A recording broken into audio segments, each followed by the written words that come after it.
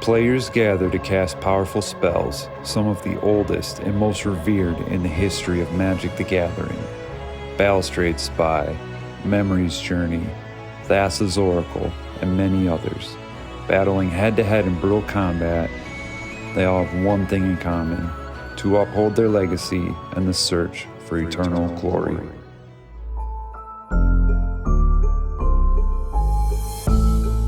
The Eternal Glory podcast is brought to you by the minds behind Bosch and Roll on YouTube, Thraben University, and theepicstorm.com. This episode is sponsored by Moxfield.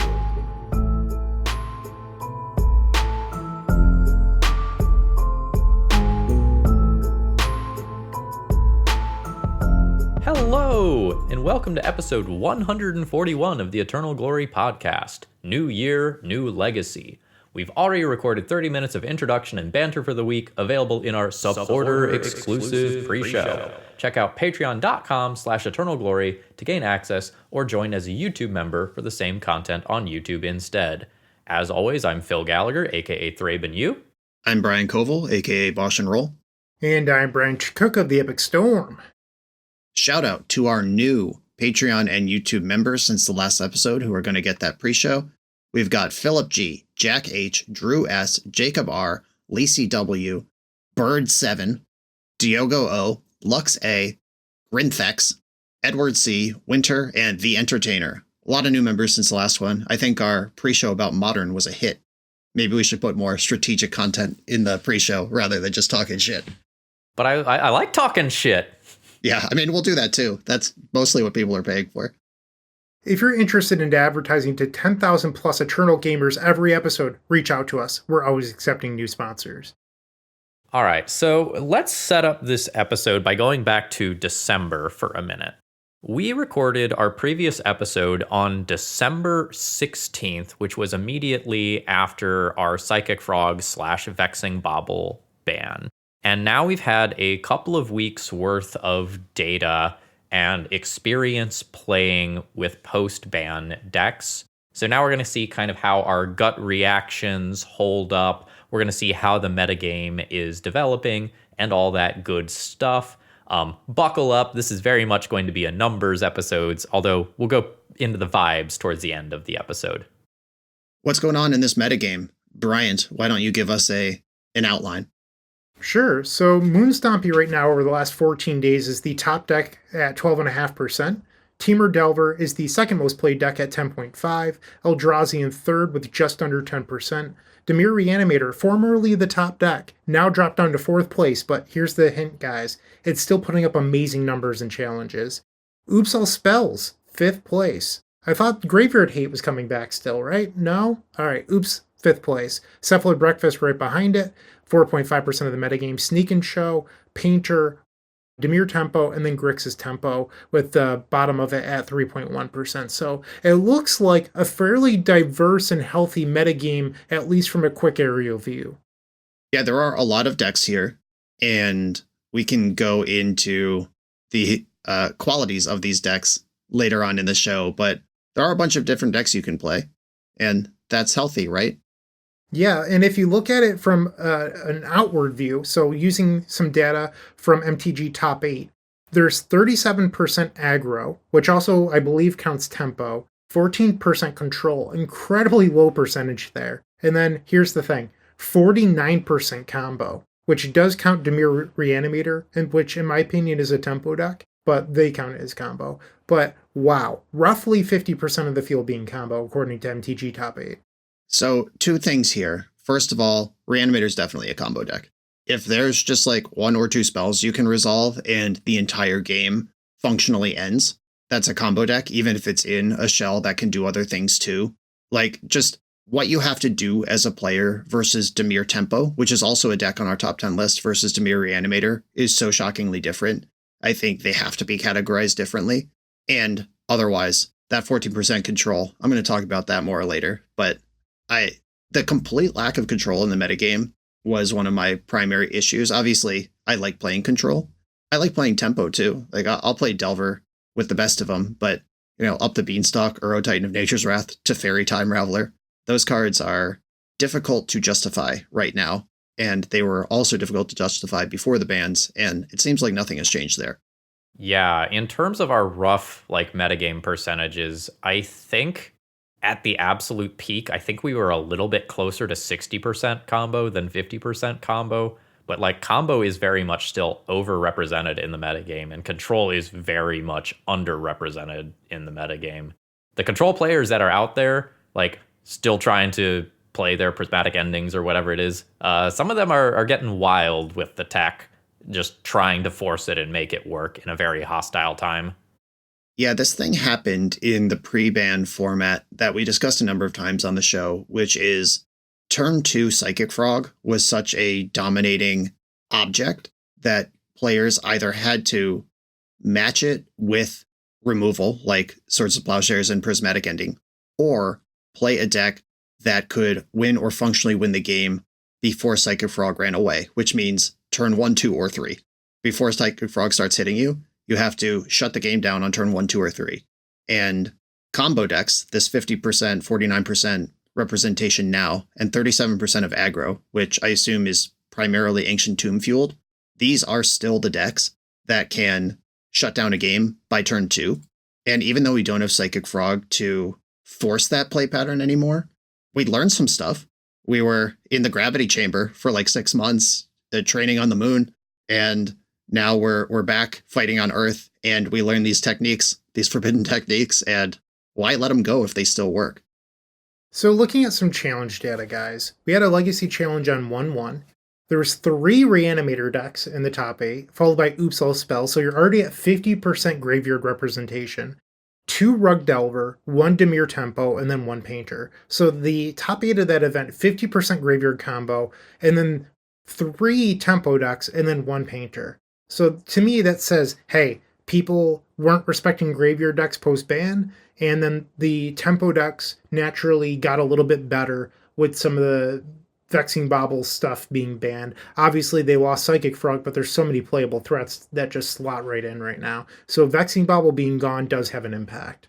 And I want to put some context on the timeline here as well. We're going to talk about some challenges and major tournaments since January 1st, which was 2.5 weeks after the bans. Though we're not talking about the day after the bans here. Our metagame breakdown was 14 days, not 30. These challenges are since January 1st, which is just a week ago at the time of recording. We're not going all the way back to when we didn't know anything. These are players who have had 2.5 weeks to adjust at this point. I have been finding that most Legacy decks that I am playing against do something with their graveyard and are getting some degree of value out of that zone, even if it's not full-on combo like Reanimator or Oops. You've got people casting a lot of Murktide Regents again. DRC is a bit more popular again. Painter obviously can do all of its welder shenanigans. There is not a lot of hard graveyard hate in the format. The format was so fast for a while that things like Rest in Peace that just totally nuked the graveyard was just not a viable thing to be doing in terms of speed. So it's kind of free to touch the graveyard just a little bit, playing something like Murktide or Barrogoyf or Welder or whatever. And sometimes Leyline of the Void is not actually fully shutting off cards like opposing Reanimates because they just Thoughtseize you and take your stuff. So there's a lot of interesting graveyard jockeying for position going on in the format right now. Yeah, this challenge that we're talking about right now, 3 Reanimator, 1 Oops, 2 Rug Delver, 1 Dimir Tempo, 1 Painter. 100% of these decks use their graveyard significantly. The Reanimator and Oops decks very obviously need it for what they're doing. Painter has the Welders, Dimir Tempo is a Nethergoyf Murktide deck, Rug Delver is a Dragon's Rage Channeler Murktide deck. 100% of these decks would have a bad time against a Rest in Peace or a Dothy Voidwalker kind of thing. Phil, you touched upon something that I would like to delve deeper to later in the episode, but I don't think people are playing the appropriate graveyard hate at this point in the metagame, and I have pretty strong opinions on this. I think we should look at more of the decks before we really delve in, but I think that's part of the reason why these decks are being so successful. Ooh, I like this conversation. I'll look forward to that. Yeah, we're laying a lot of groundwork here. This is how this episode's going to work. We're going to talk about these numbers and start laying the context for the story, and then probably halfway through. We're just going to let it rip with our actual opinions once we have set it all up. Let's go ahead a couple days in time. So the first challenge was on the 1st. This next challenge is on the 4th. This has a top 8 with 2 Rug Delver, 1 Painter, 1 Stifle Knot, 1 Doomsday, 1 Moonstompy, and 2 Reanimator. So we have a slightly different supporting cast, but a lot of the overall story is the same there. There's still a large number of decks dealing with the graveyard in some capacity. Reanimator is still good. Yeah, I mean, Stifle Knot's just another tempo deck. Instead of Dimir Tempo, you have Stifle Knot. Painter's still there. So the 2 outliers here are the Moonstompy and the Doomsday compared to that first challenge. Yeah, Stifle Knot's exciting to see as well. Like, that deck has had to morph immediately because I think the best shell of it was a Psychic Frog deck that just had a bunch of Stifles in the main and Consigned Memories, and you can't do that anymore. So this Stifle Knot deck, I don't have the exact list in front of me. I imagine it's blue-white and not blue-black at this point. So guys, there is a deck that is absent here. So we see Stompy coming in for the first time. There's actually 2 decks that are absent in these first 2 challenges. Eldrazi and Nadu. Those are decks that we said were going to be super good post-ban, and we haven't seen any yet. But that changes with the China Legacy Championship, where we have 2 Reanimator, 2 Eldrazi, Breakfast, which is a Nadu deck. I mean, yeah, it still has the Cephalid Illusionist combo in there, but it's still a Nadu deck. We have Grixis Delver, Rug Delver, so your pair of tempo decks, and then dedicated Nadu combo. So we have the Eldrazi and Nadu showing up in the China Legacy Championship, which is sort of what I would expect, because like those are decks that are not going to be sleeping for a long time. Right. Eldrazi is, depending on how you filter on MTG Goldfish, you can filter 30, 14, or 7 days, all of which overlap with this current ban list quite a bit. And 30 days ago, Eldrazi was the top played deck. 14 days ago, it was the 3rd. And 7 days ago, it was the 4th. We're seeing Eldrazi kind of slowly slink away. And we're seeing Red Stompy and Delver and Reanimator decks slowly rise to the top. And I don't think that Eldrazi is abstractly bad. In fact, I think the opposite. I think Eldrazi is setting the pace here. And the 3 decks that are outperforming it in the metagame or getting higher meta share are all decks that are good against it. And then as we go down behind, we start seeing decks that just struggle against a Kozilek's Command or struggle against a Sowing Mycospawn. And I think rather than thinking about Eldrazi in absolute terms of its metagame share is dropping, it must be bad, I think we have to look at it as the thing, the true bellwether of what is setting this metagame. Well, you have 2 Consigned to Memory decks there, and then you have Moonstompy, the deck that plays a bunch of moon effects that crush the deck. Like, what you said is absolutely true, but I think this might be one of those situations like you have in Pauper, where people think that Affinity isn't out of line, but then people have to dedicate so much sideboard space to it to keep it in line. So you have this, like, balancing act, and if you ever pull back, Eldrazi runs away. Right. We have a section towards the end of the episode where we're going to talk about our actual thoughts on the metagame at all. Are we happy with Legacy? Are we happy with the fallout of the bans? Let's save all of those thoughts for there. I do think that this is more a situation of like this January 1st challenge, 8 decks, none of them are Eldrazi. I would say that 7 of them are hard targets on Eldrazi, and then Dimir Tempo has plenty of game as well. The January 4th challenge, 1, 2, 3, 4, 5, 6 decks. 7, if the Stifle Knot deck is main decking a bunch of consigns, 7 of these 8 decks just hard target Eldrazi. I think this is a pattern defined by the existence of Eldrazi, not defined by the lack of Eldrazi. Anecdotally, I've been seeing less Eldrazi in leagues as time goes on. But let me tell you, I am playing against a lot of Magus of the Moon, Blood Moon, Back to Basics, Harbinger of the Seas. I have seen a lot of dedicated Eldrazi hate in the last couple of weeks. Gentlemen, I believe our show notes had a small error in it. The second Legacy Challenge we talked about was actually 1-2, and the next one that we'll talk about was 1-4.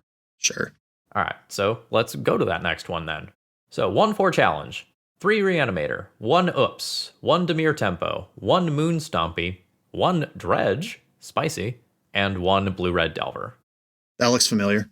That sounds like the last one. It sure does. So, hyper consistently through all of these challenges, including the next one, we are seeing Reanimator as just like the thing that is not going away. I maybe don't want to like go so far as to say the metagame is not adapting to it, but like Reanimator is the thing that I am expecting to be in every top 8, no matter where it is, no matter when it is right now. The shell is just so powerful right now. Right. And I touched on this when I talked about, we trained in the gravity chamber for 6 months. We learned some new forbidden techniques, and now we're back on Earth and we're just using them. Reanimator was a mono black or black red kind of curiosity in the metagame. Sometimes it was good, sometimes it was bad for years. That was just the state of things. But the combination of Force of Will, Daze, and Troll of Khazad-dûm have really just solved the shell, the 4 troll, 2 monster shell, and then you just get to play basically a Delver deck around it. We figured it out, and this deck is very good. The final challenge we have is 1/5. There's 3 Reanimator, 2 Moonstompy, a Stoneblade, Eldrazi, and then is it Delver? Shout out to that Stoneblade player, whoever you are. We have a real one out there protecting the universe from evil. But yeah, 3 Reanimator, 2 Moonstompy, all that's still happening.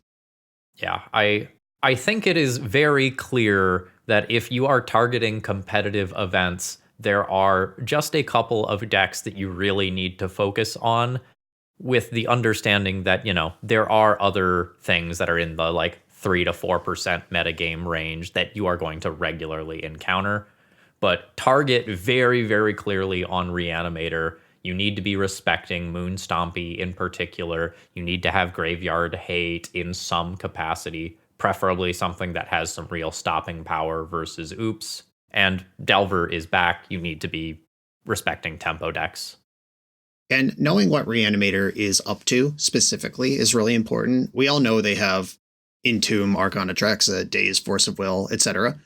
What they replaced the Psychic Frog slots with is important to stay on top of. It's like varying numbers of Bowmaster, Brazen Borrower, Metamorphosis Fanatic, Barrowgoyf in the main, etc.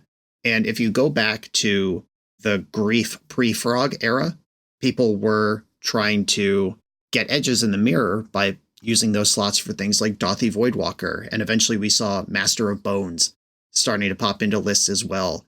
And how people are using what I consider the flex slots here, there's not a lot of flex slots in this. Like, I think maybe like the 4th Animate Dead and then these creatures I mentioned are kind of where you can flex. Maybe the number of Wastelands you play between 0 and 4 is flexible, but in general, Troll, Reanimate monsters, and the spells are pretty locked. And I love using Moxfield.com's compare feature for this. You can upload 2 decks and then hit compare, and it tells you what they share and what's different between them. And I use that all the time when I'm trying to, at a glance, figure out what everyone's up to and what I need to think about. And you can also reverse engineer, when you can see it laid out like that, what the person was thinking and what they wanted to be when they chose their flex slots. And that's a huge resource for me. Yeah. And all of us, as well as this podcast, are sponsored by Moxfield.com. If you are interested in what we are playing on any given week, please check out our Moxfield links. You can often see what we're going to be playing ahead of time before our videos actually air. And sometimes there's some great ideas in there. Sometimes there's some terrible ideas in there. If you're looking for those links, you can find them in the episode description. All right, so let's try to start drawing some general conclusions and really get into some meat of the analysis here. And I think I want to start with combo as a concept. So in these top 8s, as well as in the overall metagame percentage, we are still seeing combo triumphing. We are still seeing a combo-centric legacy, even if the format does slow down a tiny bit as more tempo decks return, because Vexing Bauble doesn't just get to freely defend combo kills anymore. When you look at these graveyard decks, they're almost exclusively... I misspoke. When you look at these combo decks, they're almost exclusively graveyard combo decks. The 2 outliers are the dedicated Nadu combo deck and then Doomsday. So guys, if it's okay with you, I'd like to talk about my thesis here. Oh yeah, let's talk graveyard hate, baby. So right now, people are still, in my opinion, using the previous metagame's graveyard hate for the current metagame. So that means a lot of surgical extractions, fairy macabres, and then your occasional like soul guide lantern type effect. I believe we're in a metagame where Leyline of the Void needs to make a comeback. Dothy Voidwalker, those style of effects, they're what you want to be looking at. Because when you look at how these decks are constructed, Reanimator no longer has an A tier tempo plan. They have a tempo plan that exists, but it's not difficult to beat an Orcish Bowmasters plus a few Brazen Borrowers. Yeah, Metamorphosis Fanatic is a 4/4 lifelinker. Like, that is a large creature by legacy standards for 2 mana. But these decks are more graveyard based than they were in the previous cycle, where they were like, okay, I'll just play Psychic Frog, and that will be big enough to kill you eventually, and I'll protect it, or whatever they were up to. And then Oops All Spells now has these plans with Poxwalkers and Memory's Journey, where beating a single Surgical or Fairy Macabre is a cakewalk. Like, they just don't care. So you need to be hard dedicating your spaces for real graveyard hate and not soft graveyard hate. And that's why decks like Oops and Reanimator and etc., they're getting away with murder right now. And they're murdering the metagame because like no one's actually giving them the respect that they deserve. So right now, everyone is so focused on Eldrazi and playing those Consigned Memories, Blood Moons, etc. But I don't think that they've caught up on the other decks that are actually being successful right now. I had this later on, but Bryant, since you brought it up, can you spend as much time as you want explaining the changes to Oops All Spells to both me and our listeners? Like these Poxwalker builds with the Charbelcher Juke in the sideboard, like the Jack-o'-lantern that I've seen in lists now, the Memory's Journey. Why is Oops All Spells a solid top 5 legacy deck for the past month versus the LOL, I had Force of Will deck that it was a year ago? So first, I'd like to shout out a member of the Oops community, Faulted Form. Super nice person, always putting in a lot of work and innovating the strategy. So Faulted Form, along with that community, have been doing some pretty decent work for some time now. And Memory's Journey isn't exactly new, but some of the tech around it is, including that Jack-o'-lantern, which says it's a 1-mana artifact that you can pay 1, tap it, sacrifice it, exile up to 1 card from a graveyard, draw a card. That's not the relevant line of text. The relevant line is that you can pay 1 mana, exile Jack-o'-lantern from your graveyard at a mana of any color. So this means that you will always have Memory's Journey available from your graveyard. So it doesn't matter if you have Elvish Spirit Guide, Simian Spirit Guide, or an untapped black land, you will be able to flashback Memory's Journey. So if your opponent goes to Fairy Macabre, your Thassa's Oracle, in response to Fairy Macabre or Surgical, they can just go, okay, I'll pitch Simian Spirit Guide, I'll Jack-o'-lantern, and I'll put Thassa's Oracle and 2 Lotus Petals on top. All right, so now the Poxwalkers will come back because you flashback a spell, okay? So a lot of these lists are actually playing a second Dread Return somewhere in the 75. If it's not the main deck, it's in the sideboard. You can then Dread Return Disciple of Freyles, which is one of your lands. So Disciple of Freyles is a 3 green creature, so 6 mana total for a 3/3, that when it enters, you may sacrifice another creature, aka Poxwalkers. If you do, gain X life and draw X cards, where X is that creature's power. Weird, you just put 3 cards on top of your deck. And they're Lotus Petal, Thassa's Oracle. That is a free win through Surgical or Fairy Macabre. I would just like to say that this is bullshit, and I hate it. Yeah, I mean, it's great innovation in my opinion. So that's step 1, okay? The other thing that I was about to say was that Poxwalkers is so good with your double Cabal therapies that sometimes you can just go, okay, I will Memory's Journey enough cards into my deck where attacking you with Narcomoebas and Poxwalkers is lethal. So that's another option. Yeah, there's exactly 10 power in the deck of Poxwalker and Narcomoeba. At least the one I'm looking at, they have 3 Poxwalkers, 1 Narcomoeba. You just need 2 turns to get it done from that position if your opponent has gone all in on surgicals or whatever and pointed at the wrong thing. Exactly. So I think this all goes back to the showcase from a previous month where somebody who is not a part of the Oops community played Oops with the Lotleth Giant sideboard that had Charbelcher in it. And that list, I think, pushed the metagame forward a little bit. I don't know if the Lotleth Giant thing was actually good. We talked about it in an episode, but I think that person's perspective on what the Lotleth Giant Juke was slightly off because it didn't actually beat the graveyard hate at the time. but they had some other good thoughts in there. And Charbelcher has stayed. I know that the Oops Discord doesn't love Charbelcher. There's a thread that's just like, Charbelcher sucks, don't play it. And it's like pinned so that way everyone has to read it. But the truth is the winning lists are playing Charbelcher. So there's something there. And then if you look at Faulted Forms lists specifically, Faulted Form has started doing something to make the deck even better. So when you look at Faulted's lists, they're all black lands outside of the sideboard copies of Disciple of Freyalise. So that means that you're able to play Unmask. So now you have Unmask, Pact of Negation, Thoughtseize, and Cabal Therapies. So when you only have Fel the Profane's Agadeem's Awakenings, and then the other black land that I can't think of the name of it off the top of my head, you're able to play Unmask, which checks for Surgical, Fairy Macabre, Endurance, whatever. And then there's another innovation happening in the sideboard, which is Chancellor of the Annex. And this punishes Surgicals. And another card that I wanted to mention, Grafdigger's Cage. So Grafdigger's Cage is popular right now because of Nadu. And the Nadu decks don't want to see a Grafdigger's Cage because it stops Green Sun Zenith, Natural Order, things like that. And they're like, oh, well, it's also good against Reanimator and Oops. But in order for a card to be good against Oops, you have to get a turn and it has to resolve. So Chancellor of the Annex stops Grafdigger's Cage, stops Surgical, stuff like that. So the Oops deck is really built right now to tear apart anything that's in your hand. And I think that's actually really interesting between Pact of Negation, Unmask, Thoughtseize, Cabal Therapy, Chancellor of the Annex. What they're really cold to is Leyline of the Void, but nobody wants to play it because we're all living in a past metagame right now. So the Oops deck and the Oops community doing great things, but the metagame right now is behind, in my opinion.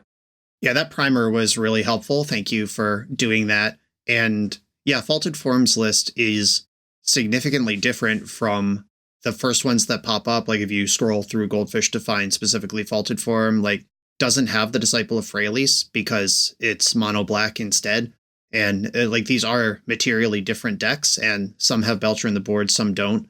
There's a lot going on in this space right now. And like Bryant said, shutting it the hell down is, I think, what you have to be doing if you're going to beat this deck right now. Anecdotally, in my experience of playing against this in leagues, I have often found that if I stick a leyline, I either get a concession on the spot or I get people trying to beat me down with boggart trawlers and balustrade spies that they are playing out as fair creatures. Did anyone else notice the subtle flex there that Phil name dropped the creature that I couldn't remember? Way to go, Phil. Way to go. We all knew it. We were just letting you talk. You were on a roll. It's boggart trawler. That's the other land, folks at home.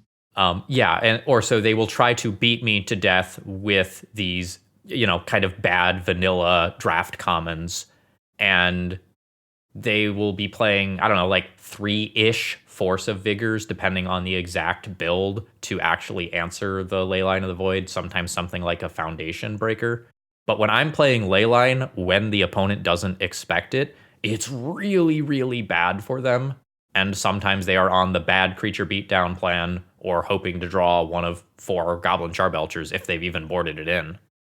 So if you haven't noticed, I'm definitely in the Faulted Form fanboy club. But if you go a little bit deeper on Faulted Form's sideboard options, because if you look at recent lists, the sideboard has changed. But I thought there was something really interesting happening in ones from about a month ago, right after the ban. So it has all of the black lands and Unmask, but if you check out the sideboard, it was Force of Vigor, it was the Disciple of Freyalise, it was a bunch of green cards to help support Force of Vigor, because Faulted realized that the main deck beats everything that isn't Leyline, so just make your sideboard beat Leyline. And I thought that was actually really brilliant. Since then, Faulted's changed it a little bit, and there's the black sorcery that answers enchantments, Feed the Swarm. But I liked the list from like 3 weeks ago. I thought those were actually just like brilliant, incredible, genius, whatever adjective you would like to use. It's honestly terrifying that there are like 4 or 5 materially different takes on Oops All spells out there in the metagame right now. Like this is a deck that gives you no time to goof around, and the existence of the other 3 or 4 types of deck pay off every single one of them, because every single one of them, no matter what the person in front of you is doing, you have to think about all the different things they might do And do you have to beat Charbelcher after board? Are they going to have Force of Vigor? Are they going to have Nature's Claim? Are they going to have Chancellor of the Annex? They can't have it all. You kind of have to play like they do, unless you somehow have open lists or know who they are. You Googled their name and found a result from yesterday. Yeah, this is a scary situation here. Brian, going back a little bit, you mentioned how it was Force of Will, LOL. Looking at these deck lists, there's so much interaction. Oh yeah, for sure. You have Unmask, Pact of Negation, Thoughtseize, Cabal Therapy, Chancellors. Like, this is not Force of Will, LOL. And just like a single piece of graveyard removal doesn't do it either. Like, this deck is resilient. Right, that's why I wanted to talk about that, because Oops All Spells has been a deck since basically before Thassa's Oracle. Like, there were builds of this that did other stuff before then. Like, ever since this Undercity Informer came out, pretty much people have been trying versions of this. And it's always been known as, if you're not ready, you're dead. But if you're ready, they're dead. And that does not seem to be the case anymore. And I know the Oops community will argue with me that it was never the case that they were dead to interaction. But I mean, I think everyone has to acknowledge that this build right now appears to be the best it's ever been. Another quick thing, this deck list right now, I would argue that Oops is tier 1 right now. This is a tier 1 legacy deck for $357. When was the last time that's happened? Yeah, I mean, that's cool. Another thing that's in its favor is if you want to go rogue, you can do some pretty wild stuff. So I'm looking at a 5-0 list from Nakashima, who has Witherbloom Apprentice, Chain of Smog, and then 2 Charbelchers in the sideboard. So they have chosen 2 different pivot plans that they can do simultaneously, or choose one or the other. I'm not going to say that I understand the in-out numbers to know exactly why you would want to do that, but just having to have Chain of Smog combo in my head as well as something that I might encounter while playing this deck is horrifying, because that's where I want spot removal to kill Witherbloom Apprentice that I otherwise might be boarding out of my deck. Right, and that dovetails with Dumb Creature Beatdown, where like if you mull a 3 and find your ley line, like keep a no lander with a ley line in it just because it's there, because you have to, and then they Dark Ritual out of Poxwalker, you're dead in 7 turns. You are going to have to remove that thing or put something in front of it at some point. All right, let's go on to our next trend here. Delver is picking up again. And by Delver, I generically mean various tempo deck lists. Vexing Bauble leaving the format obviously took significant pressure off of the deck list, and we have Delver in multiple different flavors running around the metagame. There's not a consensus. This is the best tempo deck right now. Yeah, a couple things happened. Like Vexing Bauble, obviously tough on the deck that is hinged on free interaction, but Psychic Frog kept a massive webbed foot on Delver its entire existence because there was no reason to explore tempo space outside of blue-black, and traditional cards that made Delver good, like Lightning Bolt, were not killing the most important thing that they needed to kill in the format anymore. So both of the bans actually massively favor Delver returning to the metagame. So something cool I just figured I'd share while we're talking about Delver is I was looking for decks to record, and I came across, there's 2 individuals, and I'm trying to scroll through it and find their names right now, but I'm having a tough time, that had finishes with Mono Blue Delver. And I was like, when is the last time you even heard someone do well with Mono Blue Delver? But they had top-aided challenges, and they were running 4 Delver, 4 Tameo, Murktide Regent, Brazen Borrower, and then one person was running some True Name Nemesis. But I was like, none of those creatures outside of True Name I'd even bat an eye at. Like True Name in 2025, a little bit odd, but the other ones are just like, yeah, those are all stock good tempo cards. And yeah, you could pick your favorite removal card or whatever, but these people are just running Dismembers and Vapor Snags. And I was like, yeah, that's acceptable, and I guess you don't lose to Wasteland in the mirror. Like, that's just like an interesting thing you're allowed to do when Psychic Frog doesn't exist. Yeah, shout out to my Patreon Discord mod, King of the Depths, who has submitted Mono Blue Delver to my channel multiple times, and it's always solid when I play it. Like Vapor Snag, that card is good. All right, so Reanimator is perhaps the boogeyman of the format right now. Taking Grief away didn't kill it. Taking Psychic Frog away didn't kill it. It is still a major portion of the metagame in terms of percentages. It is still probably putting up the most top 8 finishes overall right now.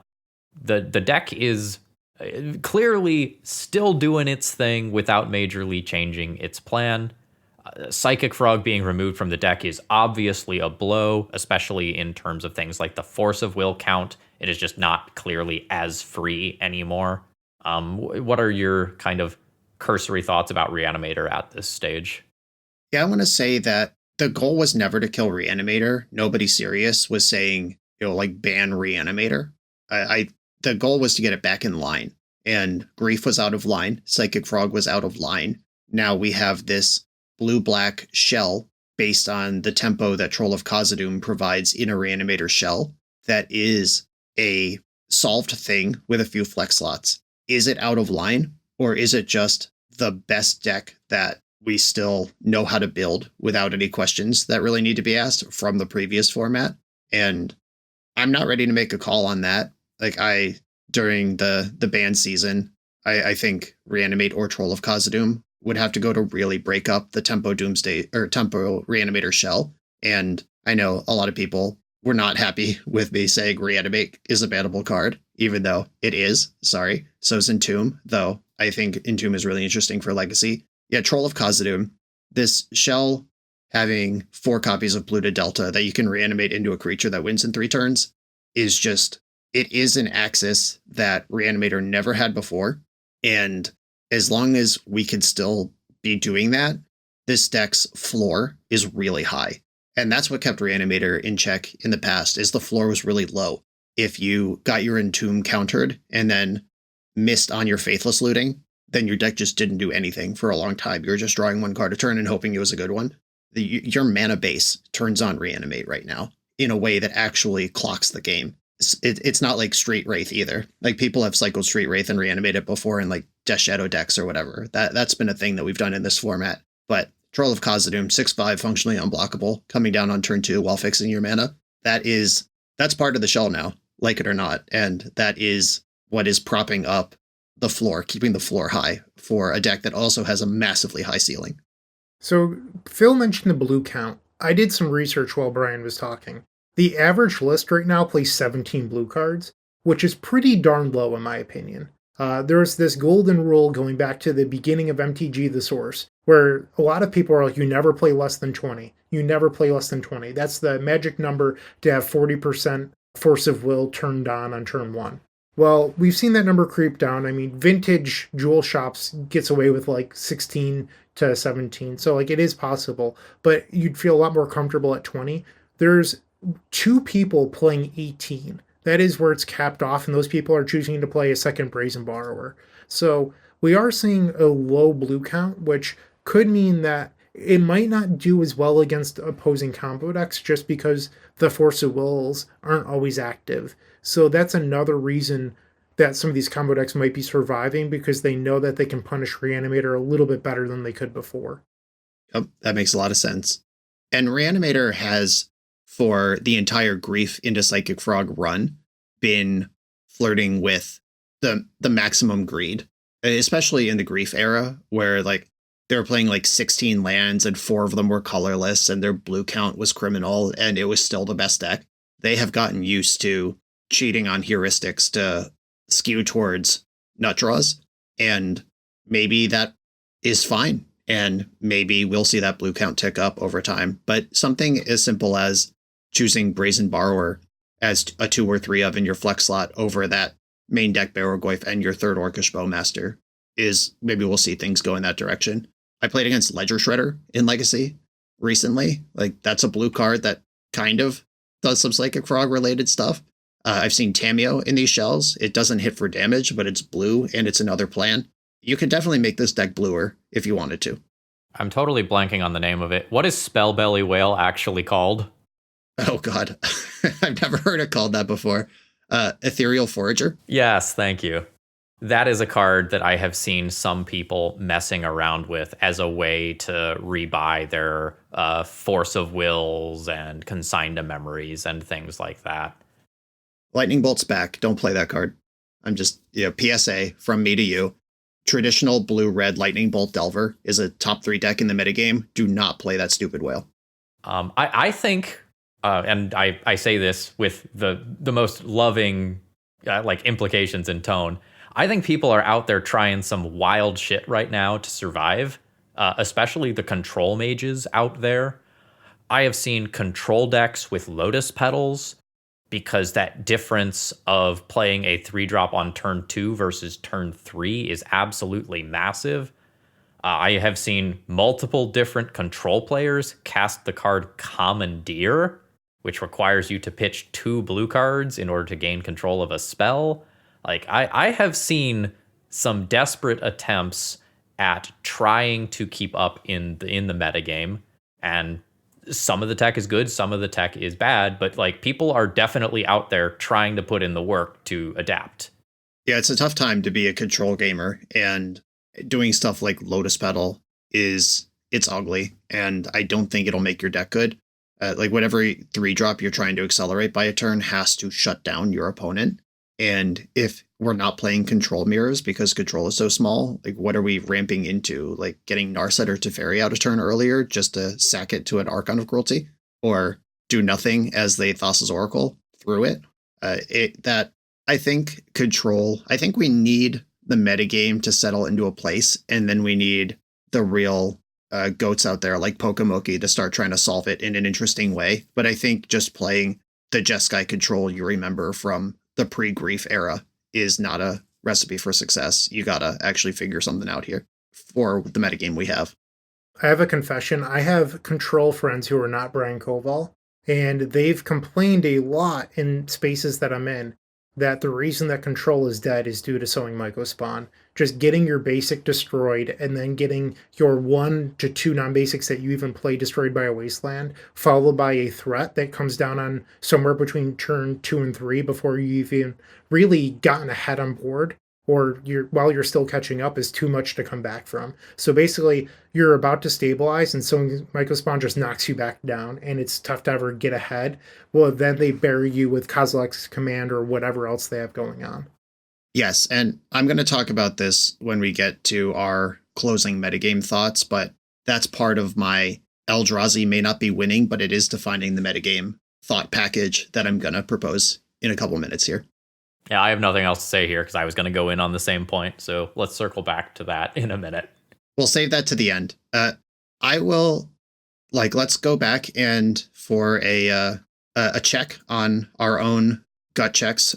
Our last episode we released the day of the bans. Might have been the night after, or we recorded the day or the night after the bans. That was 3.5 weeks ago at this point. We said Eldrazi and Nadu are obvious winners. They were already viable and untouched by the bans. Reanimator core is still intact. They just need to replace Frog with something. Mystic Forge combo still exists, but it can't protect itself with Bauble. Those are kind of our big predictions. And where are these decks now? I don't think we need to talk about Reanimator anymore. Exactly what we said is happening. And I guess in the context of this question, Reanimator's still dominating. It might not be broken, but it is still consistently 2 or 3 of the top 8 of large Swiss events. I don't know if I was ready for that. I knew it would still exist and they just play some Bowmasters or Brazen Borrowers or Tabios or whatever. The numbers it continues to put up and be a top deck are higher than I thought they would be. I thought we'd see it like 1 copy in a top 8 here and there, not 2 or 3 consistently. I would back that. I am disappointed that they went back to Bowmasters because I really don't feel like it is the replacement for Psychic Frog, but it might just be the next best creature that you can play in a Tempo's shell. It's just that it doesn't work well with discarding the large creatures like Psychic Frog did. And it could be the Tamios that you described to get that blue count up. Yeah, people will figure that out. And yeah, nothing is going to replace Psychic Frog. That's the point of banning Psychic Frog. The value over replacement on Psychic Frog, the next thing is so much worse than it. Like you could play Ledger Shredder, which does a very bad impression of discarding things you don't want. Or you could play Bowmaster, which is just an above rate object you could spend 2 mana on. But you're not going to get both out of the same card. That's the point of banning that card.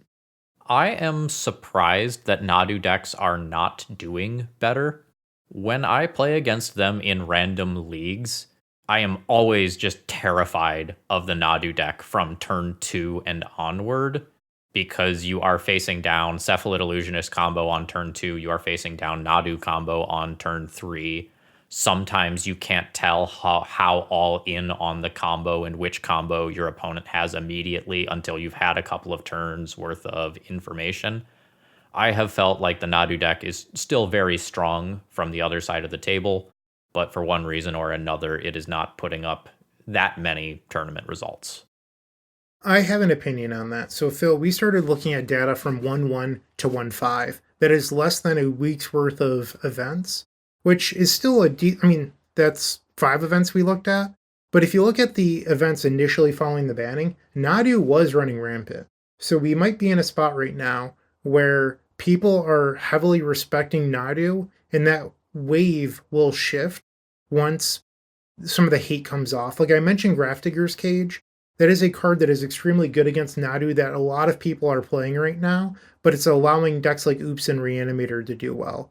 So if the metagame does shift to Leyline of the Voids, which is what it needs to do if you want to beat Reanimator and Oops all spells, that benefits the Nadu decks. So we're in a cylindrical metagame, which is sort of the signs of what a healthy metagame looks like. But right now, Nadu decks are on the downward trend when these other decks are going upward. So I think we're looking at a snapshot of the metagame, and it could shift in 2 to 3 weeks. And there's 2 things we talked about already in this episode that are relevant against Nadu Breakfast, and one of them is Bryant shouted out that people are still playing the Graveyard Hate from last format, and Nadu Breakfast is a deck from last format. The Fairy Macabres still line up well there, where other decks have found ways where you kind of need Leyline.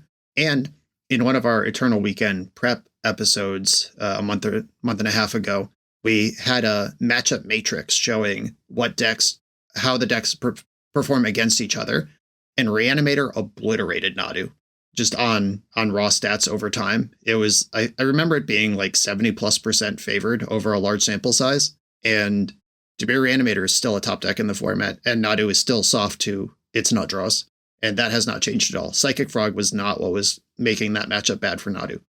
I guess the other decks we haven't really talked about are Eldrazi and Mystic Forge. I did expect Eldrazi to be a greater presence than it currently is. I did not expect Mystic Forge to bounce back. That is a deck that I thought was hit pretty hard, and I thought it might still exist, but it wasn't going to go back to being a metagame, force. And it really hasn't. Like, there's still some people playing it in leagues that I run into, but it's not having the challenge results that it once had. It's definitely still trending down, in my opinion.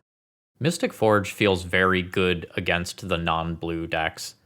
When I play some, kind of for fun legacy deck on my channel that can't interact with it super well, like you can still very much feel that it has that speed, but without the Vexing Bauble protection, it's just another thing you can do in legacy, and it largely feels fair.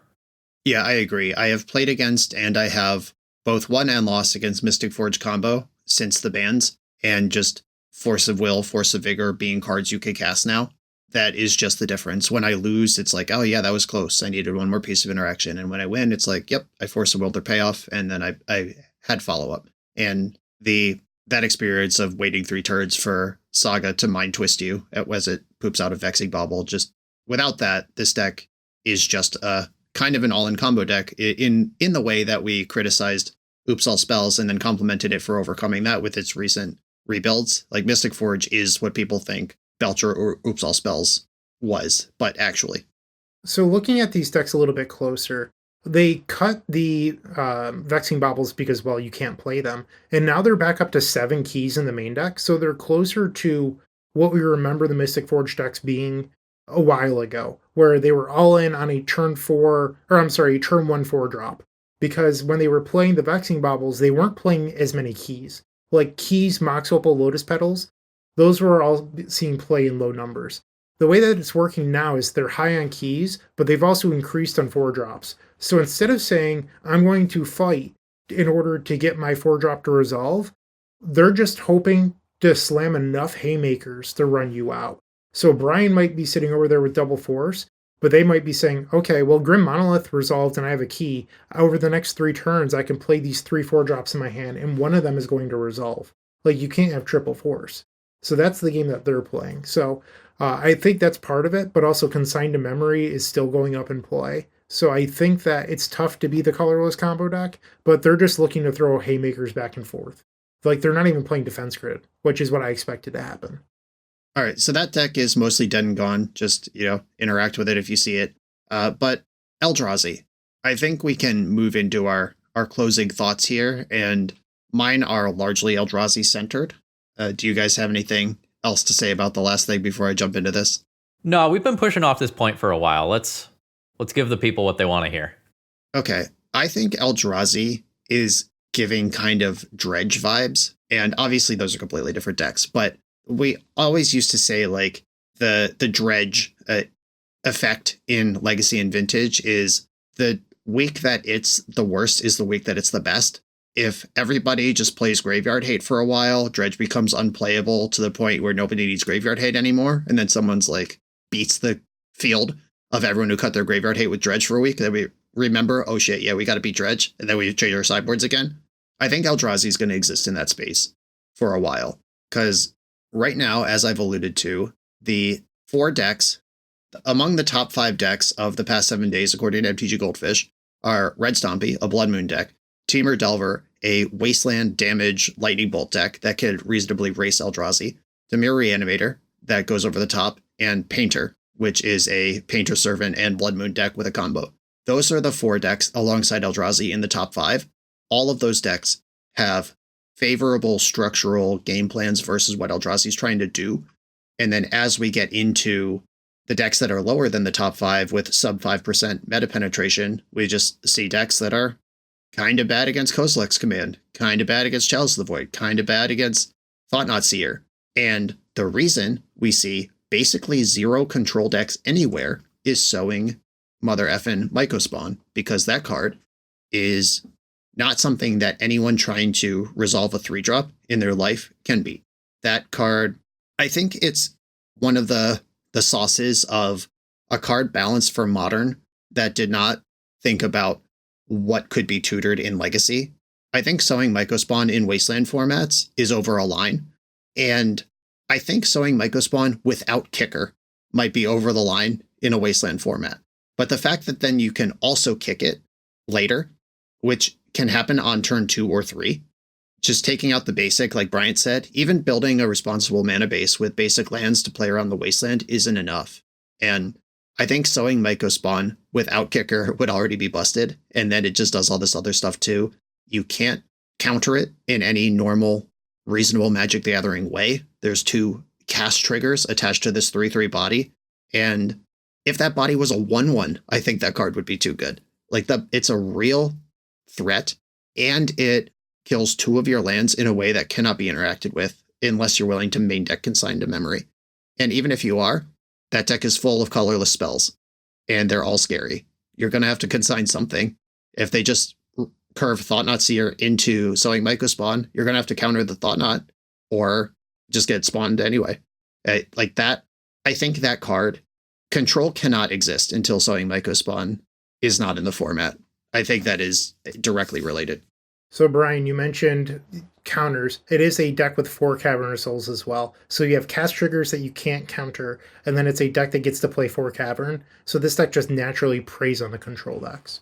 Right, and I am fine with that. There have always been decks that control struggles with. That's part of a healthy metagame. I don't think control should dominate everything. There's always the either intentionally bad actors or just people who are too dumb to think big picture, who just assume that when I make criticisms like this of a card that exists, that they assume that because I like playing control, I think that Force of Will should be able to control the whole format and blue has to be the best deck and whatever. That's not true, but you should be able to tune your control deck to beat certain things based on what you expect your local metagame to be. And if you over-index for like Red Stompy, maybe you lose to Doomsday that day. And that's part of the situation. There's just nothing you could do against Sowing Mycospawn. There is not a single reasonable thing that a Legacy deck builder could do to play a control deck against Sowing Mycospawn. I recently played some 5-color control pile, and I paired against Eldrazi, and after 4 turns, I was just like, how could I ever possibly win this matchup? Like, what could I possibly do to stop this?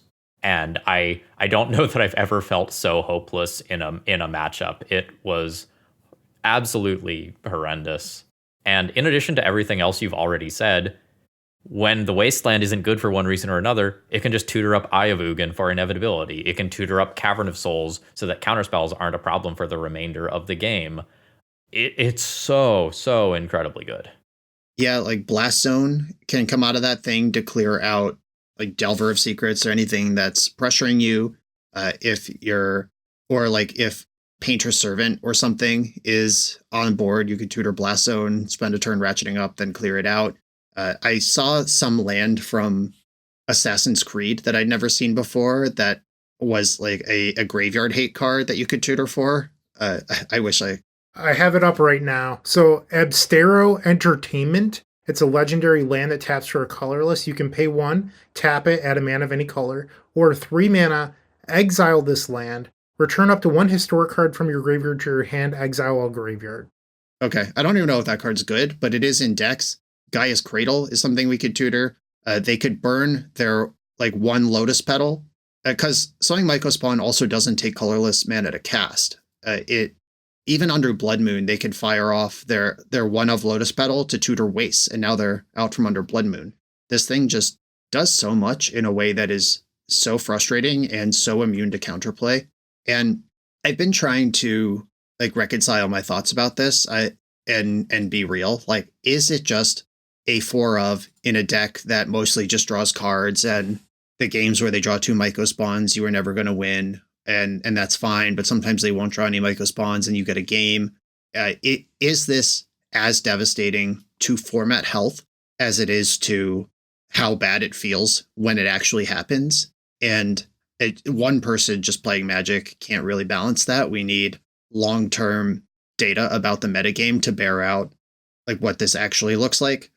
But I'm not saying just because I'm losing to a card a lot, it should be banned or anything, but I actually think that 17% control, or 14% control, excuse me, that 14% control representation since the bans is telling a story about Sowing Mycospawn that we need to respect.